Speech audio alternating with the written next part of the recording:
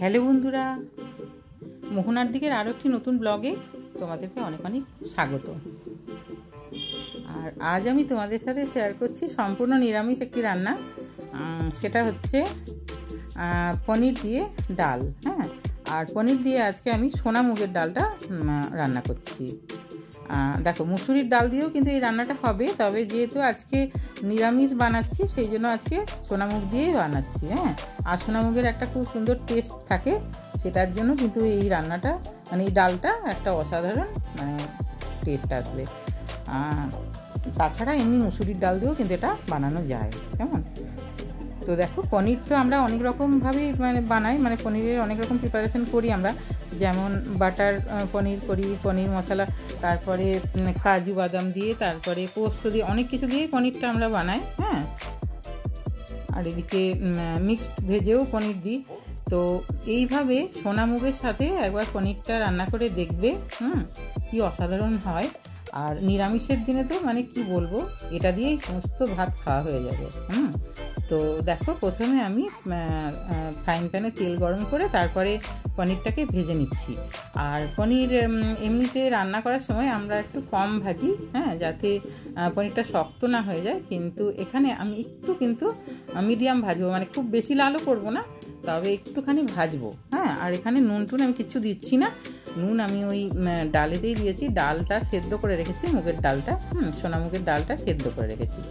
তো দেখো, পনিরটাকে একটু লাল লাল করে ভেজে নিতে হবে। আর তোমরা অবশ্যই একটা লাইক দিয়ে আমার ভিডিওটা দেখা শুরু করো, কেমন? তো দেখো, পনিরটা ভাজা ভাজা হয়েই গেছে। এবারে এটা কিন্তু তুলে নেব আমি। আর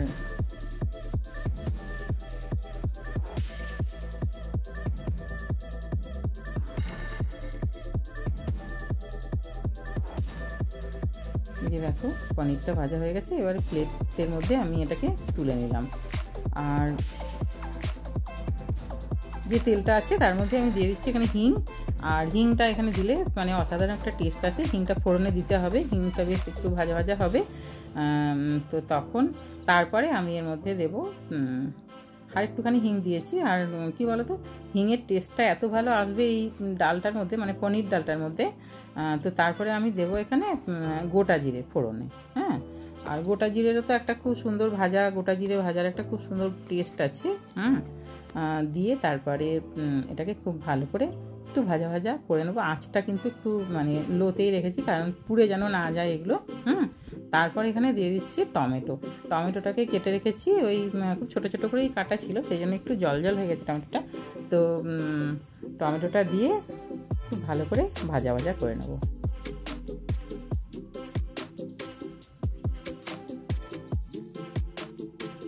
আর টমেটোটা দিলে এখানে কি বলতো, ডালটার মধ্যে একটা খুব ভালো টেস্ট আসে।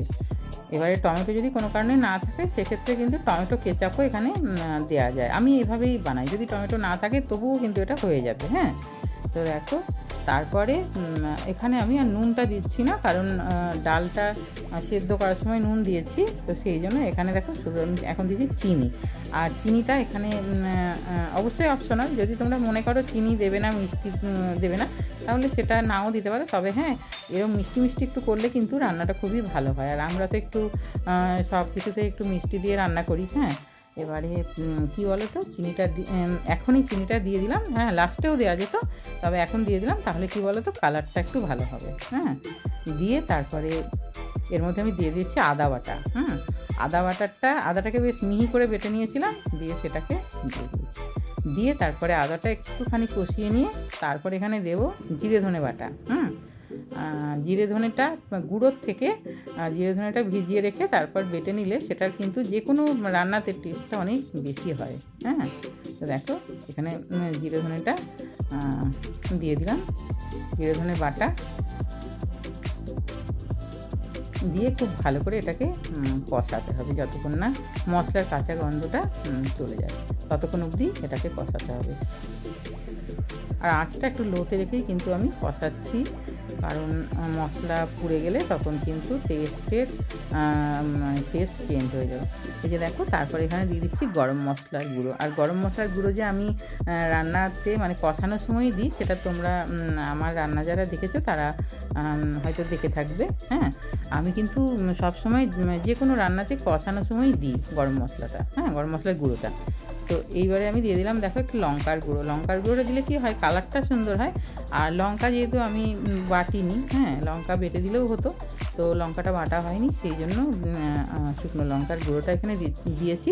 আর লঙ্কার গুঁড়োটা দিলে বলো তো কী বলো তো, কালারটাও খুব ভালো আসে। হ্যাঁ, আর ঝাল তো হবেই, একটু ঝাল তো হবেই।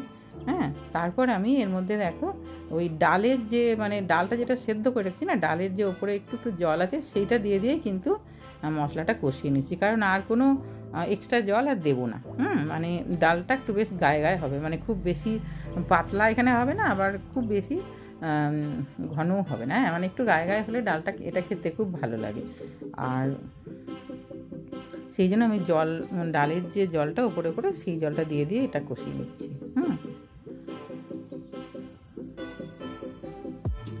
আর তোমরা অবশ্যই লাইক কমেন্ট করো।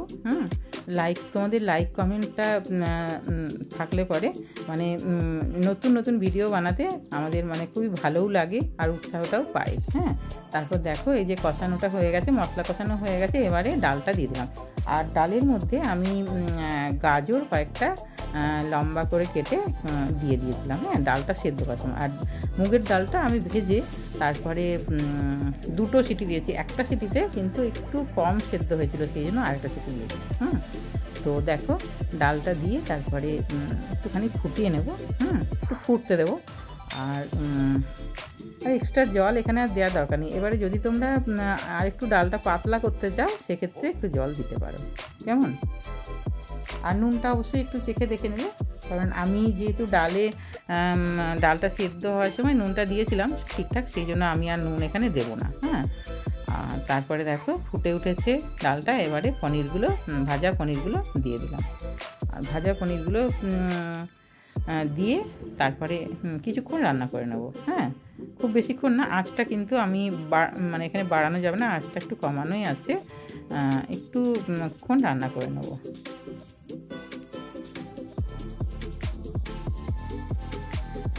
দেখো পনিরটা তাহলে কি বলো তো, একটুখানি রান্না করে না, পনিরটাও এখানে সফট হয়ে যাবে।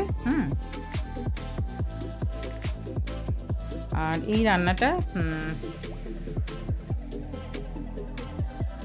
এতটাই খেতে ভালো হয় যে কিন্তু ভাতের সঙ্গে যেদিন নিরামিষ হবে সেদিন ভাতের সাথে কি বলো তো আর কিছু লাগবে না, এটা দিয়েই ভাত খাওয়া হয়ে যাবে। কিন্তু নিরামিষের দিনে কি বলো তো আমার এমনিতেই আরও অনেক কিছু করা হয়ে যায়। আর এই যে দেখো কাঁচা লঙ্কা চিড়ে রেখেছিলাম, আর সিডসগুলো আমি একটু বাদ দিয়ে দিয়েছি যতটা পেরেছি, দিয়ে তারপরে দিলাম এখানে কাঁচা লঙ্কাটা। আর কাঁচা লঙ্কাটা শেষে দিলে কি বলো তো খুব ভালো একটা টেস্ট থেকে যায় ডালটার মধ্যে। হ্যাঁ, আর তারপর আমি এখানে কাসুরি মেথি দিয়ে নামিয়ে দেবো। আর এখানে দেখো ঘিটা কিন্তু আমি ব্যবহার করছি না, এবারে ঘিটা কিন্তু তোমরা দিতে পারো। কেমন? ঘিটা দিয়ে দিলে আমার মনে হয় কি, ঘি যখনই আমি অনেকবারই দিয়েছি, ঘি দিলে আমার মনে হয় যে ঘিয়ের টেস্টটা তখন একটু মানে বেশি হয়ে যায়। হ্যাঁ, যে এত সব জিনিস দিয়ে যে রান্নাটা করলাম এই টেস্টগুলো তখন থাকবে না। তারপরে দেখো কাসুরি মেথিটা দিয়ে দিয়েছি। হ্যাঁ, দিয়ে তারপরে আমি গ্যাসটা অফ করে তারপরে কিছুক্ষণ এটাকে রেস্টে রেখে দেবো। আর এই যে দেখো গ্যাস অফ করে দিয়েছি, কিছুক্ষণ রেস্টে রেখে দিয়েছি। আর এই যে একটা সার্ভিং বোলের মধ্যে আমি এটাকে সার্ভ করে দিচ্ছি। হ্যাঁ, আর অসাধারণ দেখতে কীরকম হয়েছে দেখেছো, খেতেও কিন্তু সেরকমই হয়েছে। এবারে দেখো গন্ধটা যা উঠছে না, মানে সেন্টটা অসাধারণ উঠছে। মানে রান্না করার সময় ওই যে হিং দেওয়া হয়েছিল না, অসাধারণ একটা সেন্ট উঠছে। আর তোমরা কি বলো তো বাড়িতে না বানালে কিন্তু এটা বুঝতে পারবে না যে কতটা ভালো হয়েছে। এবার হয়তো ভাবতেই পারো যে নিজের রান্না নিজেই ভালো বলছে, সেটা নয় কিন্তু। হ্যাঁ, এবারে কি বলো তো অনেক বছর ধরে রান্না করছি তো একটু তো মানে অভিজ্ঞতা আছেই। এবারে সবাই মানুক বা নাই মানুক, অনেকেই হয়তো মানতে চায় না, কিন্তু যারা আমার রান্না খেয়েছে তারা কেউই মানে কখনো অমর্যাদা করেনি যে হ্যাঁ যে খারাপ হয়েছে এরকম ধরনের না। মানে যথেষ্ট ভালোভাবেই আমি সবাইকে খাওয়ানোর চেষ্টা করি। হ্যাঁ, ভালোভাবে করেই খাওয়ানোর চেষ্টা করি। এবারে কি বলো তো, অসাধারণ একটা ডাল। আর এটা কি বলো তো, মানে রুটি পরোটা দিয়ে তো অসাধারণ লাগে খেতে, ভাত দিয়েও খুবই ভালো লাগে।